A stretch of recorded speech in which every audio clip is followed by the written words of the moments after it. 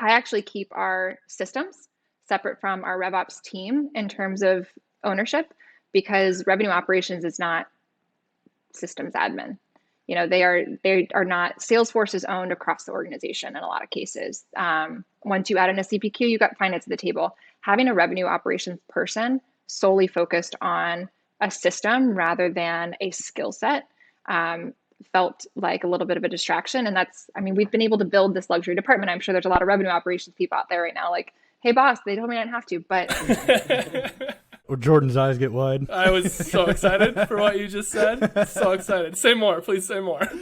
Yeah, right.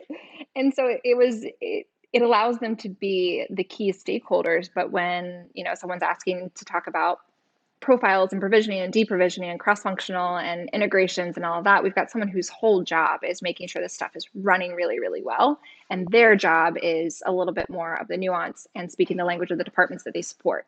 So by being an all one team with dotted lines out to their respective departments, they can be diplomats and they can speak the same language and they can ideally create an experience across the revenue funnel that feels the same both internally as well as externally, because a frictionless process leads to better sales and execution. So the whole thing ideally is setting us all up to succeed. Nice. Stay tuned. Stay tuned on the final piece there.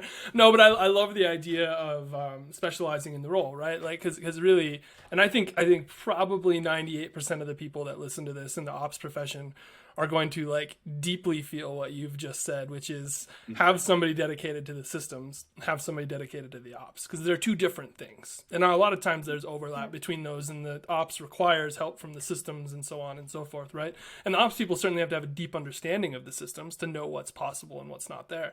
But separating those two functions and making them specifically focused on one thing is going to give you the ability to move the needle a lot faster, right? So if we at Ring DNA, our ops team owns our systems for the most part, like probably 85-90% of our systems. We spend a lot of our time in the systems. Like that's true. Jonathan particularly spends a lot of time in systems. I seem to dump it all on him so that I don't have to do it. But he owns a lot of time in the systems, and that's not necessarily always the best value use of his time. And so I love the idea.